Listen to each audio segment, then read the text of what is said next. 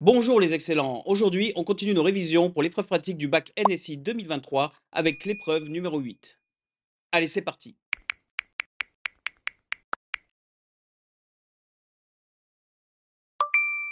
Exercice 1. Sur les réseaux sociaux TipTop, on s'intéresse au nombre de likes des abonnés. Les données sont stockées dans des dictionnaires où les clés sont les pseudos et les valeurs correspondantes sont les nombres de likes comme ci-dessous. Donc Bob a eu 102 likes, Ada 201 likes, etc. Écrit une fonction maxDico qui prend en paramètre un dictionnaire dico non vide, dont les clés sont des chaînes de caractères et des valeurs associées sont des entiers positifs ou nuls, et qui renvoie un tuple, donc un couple, dont la première valeur est une clé du dictionnaire associée à la valeur maximale, la seconde valeur est la valeur maximale présente dans le dictionnaire. Donc on a des exemples, par exemple ici, on doit renvoyer Ada avec 201 puisque c'est elle qui a le maximum de likes. Allez, on va coder ça. Alors bien entendu, on commence avec la définition de la fonction. Donc on nous a dit max underscore dico qui prend en paramètre un dictionnaire qui est appelé dico. Ça c'était spécifié dans l'énoncé. Donc qu'est-ce qu'on va faire? Eh bien on va parcourir le dictionnaire. On va parcourir le dictionnaire, donc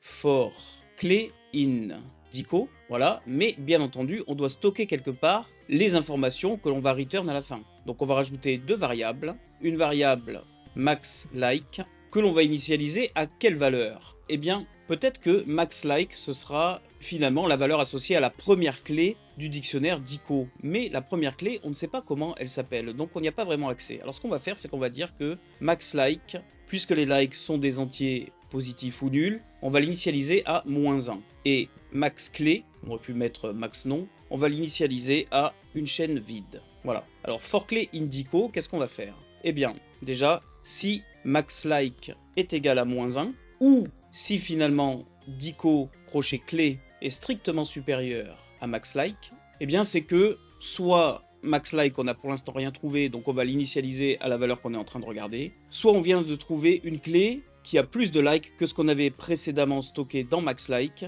et donc on va stocker le nouveau maxLike. Donc maxLike devient égal à dico crochet clé, et également maxClé devient égal à la clé qu'on est en train de regarder. Alors si on réfléchit un petit peu, puisque les likes sont forcément des nombres positifs ou nuls, eh bien maxLike égale -1, c'est une condition qui est en fait un petit peu superflue. On est sûr que dès le premier élément, on sera supérieur à -1. Donc en vérité, on peut supprimer cette condition-là pour alléger un peu le code. Donc comme d'habitude, je vous montre le code tel qu'on peut y penser, c'est-à-dire au départ on a une certaine réflexion, qui est notre logique d'humain, mais après on essaye parfois de le simplifier pour rendre le code un peu plus léger, un peu plus optimisé. Très bien, mais une fois qu'on a fait ça, qu'est-ce qu'on fait? On a fini de parcourir le dictionnaire, on a découvert qui était la max clé, et donc on return tout simplement max clé, virgule, max like. Voilà, ceci devrait fonctionner, donc on va tester ça. Donc j'ai ici recopié les exemples qui étaient donnés dans l'énoncé, et on est censé trouver Ada 201 et Alan 222. C'est parti, Ada 201, Alan 222, formidable. On remarquera au passage le petit clin d'œil au monde de l'informatique, avec Bob et Alice, qui sont classiquement les deux noms qu'on utilise en cryptographie. Ada fait référence à Ada Lovelace, et Alan, bien évidemment, à Alan Turing. Bon, Eve, je sais pas trop, et puis Tim, je sais pas, peut-être Tim Cook. Bref, on peut passer à l'exercice 2. Alors, exercice 2, nous avons l'habitude de noter les expressions arithmétiques avec des parenthèses, comme par exemple, parenthèse 2 plus 3, fermez la parenthèse, fois 5.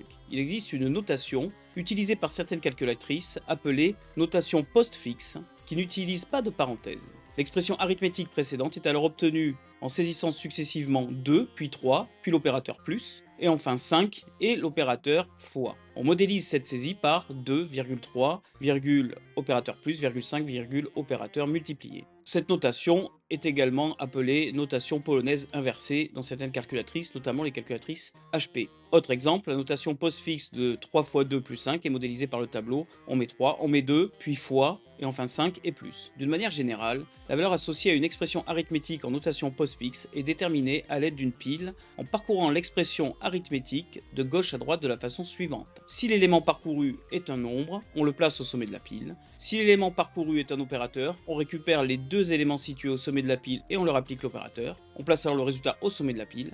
À la fin du parcours, il reste alors un seul élément dans la pile qui est le résultat de l'expression arithmétique. Dans le cadre de cet exercice, on se limitera aux opérations fois et plus. Pour cet exercice, on dispose d'une classe pile qui implémente les méthodes de base sur la structure de pile.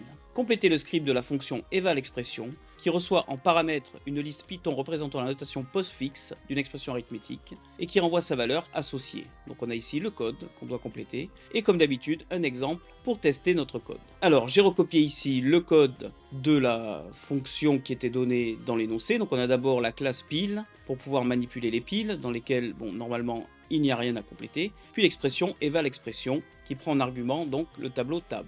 Donc on commence par définir une variable p qui est une pile, et puis on va parcourir le tableau. Alors, for quelque chose in tab, donc quand on regarde la suite du code, on se doute que ça va être for élément in tab.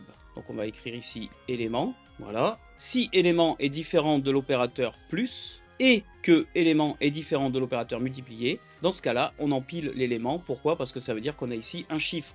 Comme nous l'a dit l'énoncé, on doit empiler s'il s'agit d'un chiffre. Donc on empile l'élément élément. Sinon, si élément est une certaine opération, donc soit plus, soit multiplié, on va faire quelque chose. Et ici, on voit qu'on a un plus. Donc qu'est-ce qu'on doit faire? On doit écrire si l'élément qu'on est en train de regarder, c'est l'opérateur plus. Dans ce cas-là, on dépile un élément, on en dépile un autre, et on fait l'addition entre les deux. Sinon, le résultat, eh bien, on va faire la multiplication entre les deux, p.dépilé, cette fois-ci multiplié par p.dépilé. Et enfin, comme on nous l'a dit, une fois que l'opération est effectuée, on doit empiler le résultat, et donc empiler le résultat. Finalement, qu'est-ce qu'on return? Eh bien, on va return le dernier élément qui a été empilé, l'élément au sommet de la pile, c'est-à-dire on va return p.dépilé, le dernier élément donc. Voilà, ceci devrait fonctionner. Donc on va tester ça. Donc j'ai copié ici l'exemple qui était donné dans l'énoncé et on est censé obtenir 25. Let's go. Et voilà, on a bien obtenu 25. Donc nous avons bien complété le code.